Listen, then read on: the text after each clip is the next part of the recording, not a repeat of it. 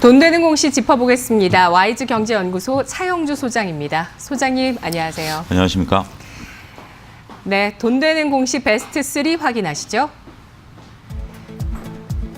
베스트 3는 텔콘 RF제약의 최대 주주 변경 공시입니다. 오늘 최대 주주 변경 공시뿐만 아니라 비보존 3A상 임상 실패 소식에 따라서 오늘 주가 하한가로 밀려나 있는 모습을 나타내고 있습니다. 현재 5,460원 선에서 나타내고 있습니다. 하한가 시세네요.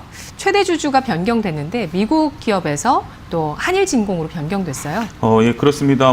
지분율이 그렇게 크게 변동된 것은 아닌데 일단은 조금 변동에 의해서 서로 간의 지분율이 너무 워낙 그 지배 구조가 작다 보니까 작은 변동에 의해서 한일기공으로 최대 주주가 바뀌었다 이렇게 말씀드릴 수 있겠습니다.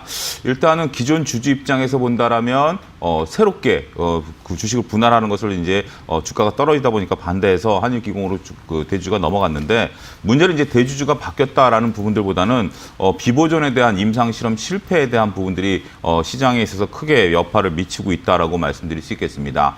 관련해서 비보존과 관련된 관련 기업들의 주가 또한 동반 하락하는 그런 시세들을 나타내고 있는데요. 제가 지속적으로 말씀드립니다만 현재 지금 제약바이오에 대해서는 안심할 단계는 전혀 아니다라는 점을 제가 거듭 말씀을 좀 드렸습니다. 일단은 지금 임상 실험이 거듭 실패를 나타내고 있는 상황이기 때문에 지금 하나 뚜렷하게 지금 임상을 성공했다라는 기사가 올해 지금 나타나지 않고 있고 올해 연말에 마지막으로 현재 지금 텔콘 RF제약의 비보존 임상 실험에 대한 그러니까 이게 진통제죠. 비마약성 진통제인데 이런 부분들이 성공에 실패했다라는 부분들이 이게 상당히 지금 성공할 것으로 시장에서는 많이 기대를 했었던 그러한 제품입니다. 거의 비마약성 진통제에 대해서는 시장에서는 당연히 성공할 것이다라고 봤었음에도 불구하고 유의미한 결과가 나타나지 못했다라는 그런 부분들로 인해서 주가가 연일 하락, 지금 오늘 첫 하한가를 들어갔는데 글쎄요 이게 쉽게 지금 진정될 그런 기미가 보이지는 않고 있는 상황입니다. 따라서 특히 바이오 기업들을 투자할 때는 이렇게 임상 실험에 대한 성공 여부를 꼼꼼히 체크해가는 과정들이 필요하지 않겠는가 거듭 말씀드리도록 하겠습니다. 네, 올 한 해 사실 수익률 가장 좋게 보시는 분들 주변에 보면 네. 장외 시장에서 주식을 매매하시거나 비상장 기업에 투자하시는 분들이셨거든요. 근데 비보존이 이제 장외 시장에서 지금 시가총액 굉장히 높게 그렇죠. 평가를 받았었던 기업인데 이 같은 충격이 나왔습니다. 동반해서 에스테파마, 루미마이크로까지 급락하고 있는데요. 텔콘 RF제약 등급 매겨보겠습니다. 현재로서는 등급을 올바로 매길 수는 없을 것 같습니다. 따라서 5등급을 드리면서 관망세를 보여야 되지 않을까 말씀드리도록 하겠습니다. 네, 보유하신 분들 어떻게 대응하시는 게 좋을까요? 현재로서는 매도를 하고 싶어도 매도를 할 수 없는 상황 아니겠습니까? 잔량이 700만 주 가까이 지금 쌓여 있는 상황인데 어찌됐든 지금 상황에서는 기대할 바는 저는 없다라고 보여집니다. 냉정하게 우리가 지금 텔콘 RF제약 같은 경우는 비보존에 대해서 기대감이 워낙 컸었던 종목이기 때문에 이게 임상 3상에서 실적이 안 나온 상황이다라면 지금은 어떻게 해서든지 리스크 관리 차원에서의 접근이 필요하지 않을까 말씀드릴 수 있겠습니다. 네, 8월 초반에 급락장이 연출됐을 때도 이 신라젠의 임상 3상이 실패했다 이런 그렇죠. 내용이 있었었거든요. 그렇다면 바이오주 전반에 대한 분위기는 어떻게 판단하시나요? 오늘 전체적으로 바이오주 전반에 대한 분위기가 썩 좋지는 않습니다. 그렇지만 제가 거듭 말씀드리다시피 일부 의견이 다를 수 있는 분들도 있겠습니다만 우리가 이제 2015년, 16년도에 제약바이오의 평균 PER을 40배를 줬었던 그런 기억이 있습니다. 그럴 당시에 주가가 상당히 높았었던 일부 기업들이 있는데요. 이런 것들이 지금 많이 떨어졌기 때문에 그리고 이제 이런 것들이 임상 실험이 결과가 나올 것이다라는 부분들인데 오히려 현재 지금 임상 실험이 계속해서 거듭 실패한 상황이 나타나고 있기 때문에 제약바이오는 확인하고 들어가야지 지금 상황에서 단지 싸졌다라는 그리고 이제 임상에 대한 결과가 임박했다라는 것에 의해서 들어간다라는 것은 너무 큰 리스크를 떠안고 들어가는 부분들이기 때문에 그리고 들어간다 하더라도 지금은 분산 투자 개념에서 들어가야 되지 않겠는가 그렇게 좀 말씀드릴 수 있겠습니다. 알겠습니다. 자, 8월 초반 이후에 바이오주의 반등 랠리를 사실 이해 못하시는 분들도 많이 계셨는데요. 또 한 번 또 탈이 나고 있습니다. 텔콘 RF제약 5등급 받았고요. 보유하신 분들도 계속해서 기회 되실 때마다 매도하자는 전략 제시가 됐습니다. 자, 이어서 돈 되는 공시 베스트 2 확인하시죠. 2차 전지 쪽에 수주가 나왔습니다. CIS 오늘 수주 공시가 오전장에 나오면서 현재 4% 상승을 기록하고 있고요. 6.88%까지 상승폭을 키우다가 수주 공시 이후에 현재는 탄력이 조금 줄었습니다. 네, CIS 어떤 기업일까요? 평가해 주시죠. 일단은 2차 전지 전극 공정 장비를 만드는 그런 회사입니다. 240억 규모의 납품 지금 공급 계약을 맺었는데요. 회사 규모로 본다라면 상당히 큰 규모의 현재 납품 계약을 맺은 것으로 현재 알려지고 있습니다. 어차피 우리가 이제 2차 전지 전극을 만드는 그러한 부분들에 대해서는 상당히 앞으로도 유망한 사업이기 때문에 이러한 장치 산업에 대해서는 상당히 긍정적인 코멘트를 드릴 수 있겠습니다. 근데 여기서 제가 왜 이 종목을 뽑아왔냐라면 지금까지 나왔던 내용만 본다라면 굉장히 호재성 재료다라고 말씀드릴 수 있겠어요. 하지만 공시 내용을 꼼꼼히 살펴보셔야 됩니다. 이 납품 기한이 2021년 10월 말까지입니다. 그러니까 대략 한 2년 정도 지금 시간이 남아 있다라는 거죠.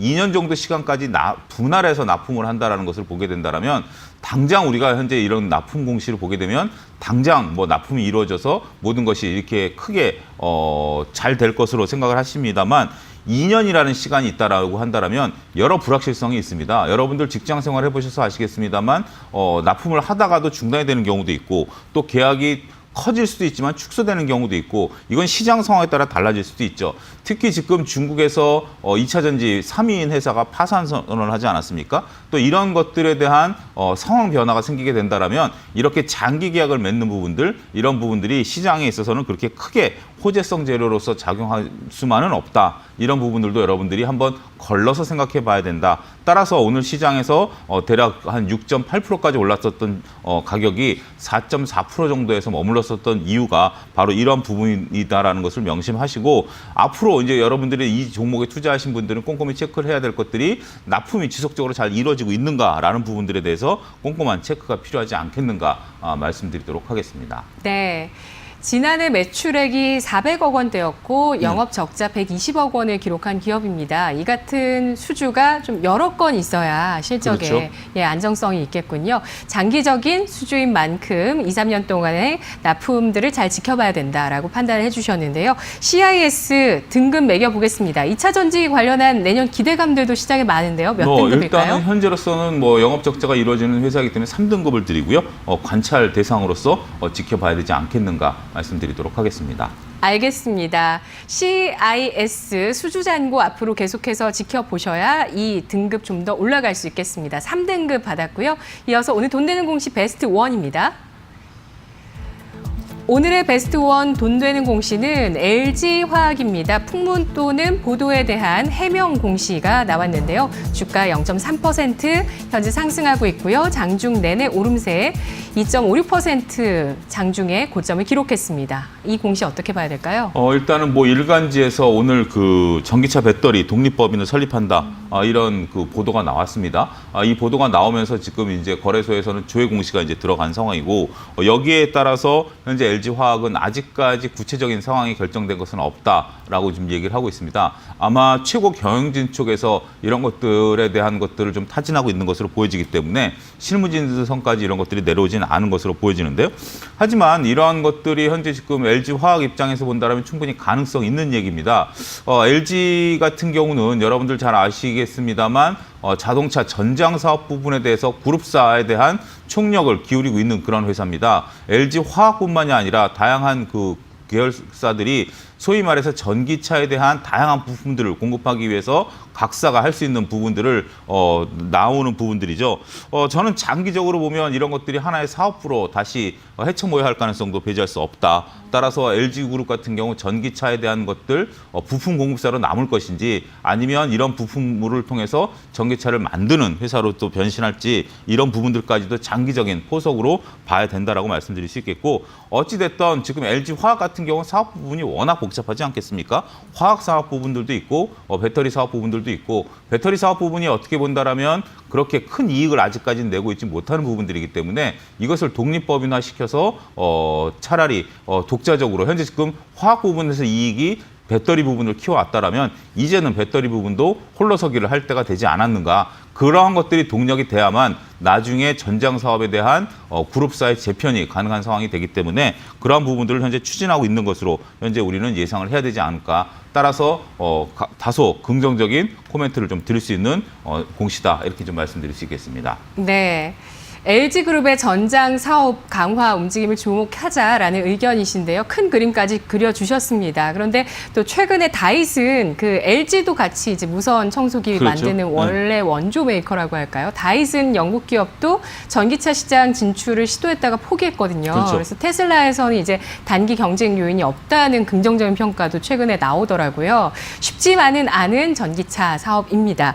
LG, 그렇다면 LG화학은 몇 등급을 받을 수 있을까요? 2등급을 드리겠고요. 일단은 지금 현재로서의 주가 추세는 당분간 이어질 것으로 보여지기 때문에 목표 주가는 36만 원을 제시해 드리도록 하겠습니다. 네, 알겠습니다. 한 단계 나아가는 LG의 전장 사업의 강화 움직임 2020년 주목해서 보겠습니다. LG화학 2등급 받았고요. 목표 주가 36만 원이었습니다. 고맙습니다. 감사합니다.